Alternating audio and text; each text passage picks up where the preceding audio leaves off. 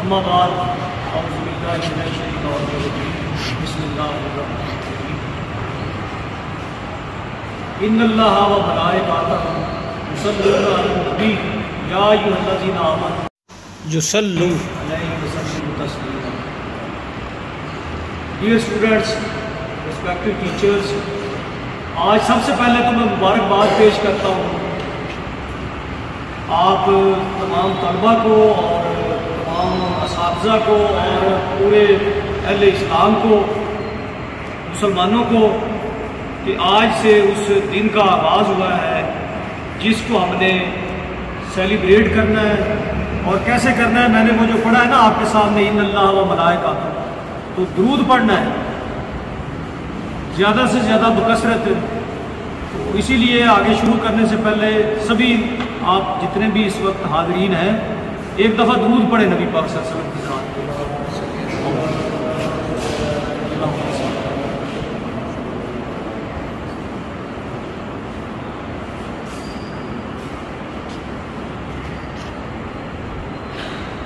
اور بیٹا یہ وہ درود پاک ہے جس کے بارے میں یہ جو میں آپ کے سامنے آیت پڑھی ہے اس میں یہی بتایا گیا ہے کہ اللہ اور اس کے فرشتے درود پڑھتے ہیں، اور جس پہ اللہ درود پڑھے اس کی شان کا اندازہ آپ اور میں نہیں کر سکتے. اللہ کے بعد اگر کسی کا مقام ہے تو وہ نبی پاک صلی اللہ علیہ وسلم کا مقام ہے. بعد از خدا بزرگ تو ہی قصہ مختصر، نہ کوئی سلیقہ ہے آرزو کا، نہ بندگی میری بندگی ہے، یہ سب تمہارا کرم ہے آقا کہ بات اب تک بنی ہوئی ہے. تو یہ برکتوں والا، رحمتوں والا، مغفرت والا مہینہ جو ہے اس کا آغاز ہوا ہے. آج اس کا پہلا دن ہے. ہم نے اپنے اسکول میں باقاعدہ یہ پروگرام شروع کیے ہیں، اور پورے عالم اسلام میں، پورے پاکستان میں اور پورے تعلیمی اداروں میں یہ سلسلہ شروع ہے. آپ بھی اسی سلسلے میں بیٹھے ہیں. جمعہ کا مبارک دن بھی ہے. تو اللہ تعالیٰ نے کرم کرنا ہے، کیونکہ نبی پاک صلی اللہ علیہ وسلم جو ہے یہ پوری انسانیت کے لیے، پورے جہانوں کے لیے، عالمین کے لیے، وما ارسلناک الا رحمۃ للعالمین، سارے عالموں کے لیے رحمت بنا کے بھیجے گئے. ان عالمین میں یہ زمین بھی شامل تھی، آسمان بھی شامل تھا، زیر زمین دنیا جو ہے وہ بھی شامل تھی، اور وہ دنیایں جن کو ہماری آنکھ نہیں دیکھ سکی، ہمارا قدم وہاں تک نہیں جا سکا، وہ فرشتوں کی دنیا، وہ نیچے خشکی کے نیچے کی دنیا، جتنے بھی عالمین ہیں. کیونکہ جب بیٹا آپ پڑھتے ہیں نا سورۃ الفاتحہ، آپ پڑھتے ہیں الحمدللہ رب العالمین، تو دوسری طرف نبی پاک صلی اللہ علیہ وسلم کے لیے بھی وہی لفظ استعمال ہوا ہے، رحمت للعالمین. اور اس کا نام بھی ہم نے رکھا ہے شان رحمت للعالمین کا. جو یہ پروگرامز ہوں گے اس میں آپ لوگ حصہ لیں گے، بڑھ چڑھ کے حصہ لینا ہے. تقریری مقابلے ہوں گے، نعت خوانی کے مقابلے ہوں گے، قرأت کے مقابلے ہوں گے. طالب علم جو اس میں کامیاب ہوں گے وہ انعامات وصول کریں گے. جو مرکز پہ کامیاب ہوگا وہ تحصیل، پھر ضلع، پھر ڈویژن اور پھر پنجاب پہ. اور ہمارے اسکول کو یہ اعزاز حاصل ہے کہ ہم لاسٹ ٹائم پورے پنجاب میں دوسری پوزیشن لے چکے ہیں اس پروگرام کے سلسلے میں. نبی پاک صلی اللہ علیہ وسلم کی شان کے اوپر ایک تقریر جو ہمارے بچے حافظ محمد طیب، اس وقت بچہ 9th میں تھا، اب 10th میں ہے، تو اس نے پورے پنجاب میں، محمد صابر صاحب ساتھ گئے تھے وہاں پہ، ایوان اقبال میں اس نے تقریر کی تھی، اور سارے وہاں پہ حکومتی عمائدین اور عہدیداران جو اسٹیک ہولڈرز تھے وہ موجود تھے، اور سبھی نے اپریسیشن دی اور آشا اٹھے ہمارے بچے کی پرفارمنس پہ.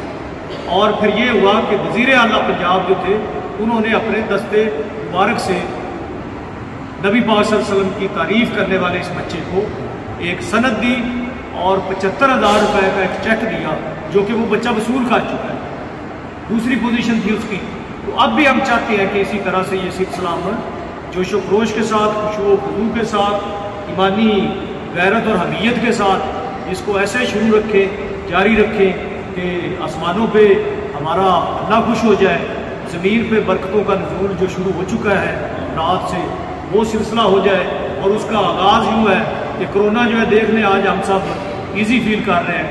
اور میرا یہ ایمان اور عقیدہ ہے کہ نبی پاک صلی اللہ علیہ وسلم نے تو یثرب میں قدم رکھا تو وہ مدینہ بن گیا، مدینہ تو نبی بن گیا. یثرب پتہ کس کو کہتے ہیں؟ بیماری کا گھر. یہ وہ بستی تھی جس کو لوگ سمجھتے تھے کہ یہ یہاں پہ بیماریاں ہوتی ہیں، یہاں پہ افلاس ہوتا ہے، یہاں پہ مصیبتیں آتی ہیں، تو پھر نبی پاک صلی اللہ علیہ وسلم جب ہجرت فرما کے وہاں پہ منتقل ہوئے یا گئے اللہ کی راہ میں اپنا گھر بار چھوڑ کے، تو اس کا نام کیا پڑا بیٹا؟ مدینہ منورہ، مدینہ النبی۔ آج ہم دیکھ رہے ہیں کہ پوری دنیا میں سب سے زیادہ اگر رحمتوں کا کوئی گہوارہ ہے، کوئی زمین پہ اگر مرکز ہے اللہ تعالیٰ کی رحمتوں کا، جہاں پہ انوار و برکات کا، فیوز و برکات کا سلسلہ بارشوں کی طرح وہاں پہ برس رہا ہے، تو وہ کون سی سرزمین ہے؟ وہی یثرب کی بستی مدینہ منورہ میں بدل ڈالی کس نے؟ ہمارے نبی پاک صلی اللہ علیہ وسلم کی ذات والا صفات میں۔ اور ہم نے یہ عقیدہ اور ایمان رکھنا بھی ہے اور ہمارا ہے بھی کہ یہ جو کرونا ہے یہ انہی نبی پاک صلی اللہ علیہ وسلم کی آمد کے صدقے اور اسی ربیع الاول میں یہ اس کا خاتمہ ہو جائے گا، اور ہمارے اوپر برکتوں کا نزول جو ہے وہ اتنا زیادہ ہوگا کہ آپ تصور نہیں کر سکتے۔ کرنا آپ نے کیا ہے؟ نبی پاک صلی اللہ علیہ وسلم کے اوپر درود و سلام کی بارشیں کرنی ہیں، اپنے آپ کو، اپنے معاملات کو ان کے اسوہ کے مطابق کرنا ہے، اور انشاءاللہ جب ہمارا عمل بھی ان کے مطابق ہو جائے گا اور جب ہم ان کے اوپر ذکر و اذکار میں بھی کوئی کمی نہیں چھوڑیں گے، تو یقین کریں کہ پھر ترقی اور پھر خوشحالی اور پھر جو برکتیں ہیں اور پھر جو امن ہے وہ دیکھنا کس طرح سے ہمارے ساتھ شامل حال ہوتا ہے، اللہ کی مدد کس طرح سے ہمارے ساتھ شامل حال ہوتی ہے۔ تو دعا ہے کہ اللہ تعالیٰ اپنے نبی پاک صلی اللہ علیہ وسلم کی آمد کے صدقے اور ان کی اس دنیا میں آنے سے جو انقلاب اور تبدیلیاں آئیں وہ حقیقی طور پہ ہمارے دلوں میں آ جائیں اور ہم دنیا میں اسی طرح سے ہو جائیں۔ آخر پہ وہ فارسی کا ایک شعر میں پڑھ دیتا ہوں کہ نبی پاک صلی اللہ علیہ وسلم کا مقام کیا ہے۔ بیٹا یہ ذرا غور سے سننے والی بات ہے سر جی، یہ اللہ تعالیٰ کے حضور تو جتنا بھی آپ عقیدت، جتنی بھی آپ کر لیں بندگی، وہ آپ نے اپنے بندہ ہونے کا ثبوت دیا ہے، لیکن یہ چیز ذہن میں رکھنی ہے کہ یہ نبی اللہ تعالیٰ کو اتنے پیارے تھے کہ اگر کوئی ان کی شان میں گستاخی یا کمی کوتاہی ہو گئی تو اس کی معافی اللہ تعالیٰ نے بھی دی تھی۔ آپ سمجھ گئے ہیں نا؟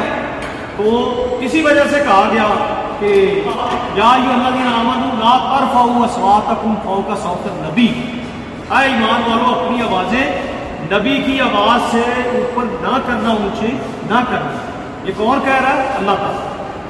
اور اس کا پھر انجام کیا بتایا کہ اگر ایسا کر بیٹھو گے، کفار سے نہیں کہا، نان مسلم سے نہیں کہا، ایمان والوں سے کہ آپ مسلمان ہو، ایمان رکھتے ہو، آپ احتیاط کرو کہ کیا کرو، اپنی آوازوں کو نبی کی آواز سے اونچا نہ کرنا، گستاخی ہوتی ہے۔ اور اس کے بعد کیا بتایا کیا کہ اس کا نقصان کیا ہوگا کہ کہیں ایسا نہ ہو کہ تمہارے اعمال جو ہے وہ اکارت جائے، ضائع ہو جائے اور آپ کو پتہ بھی نہ چلے۔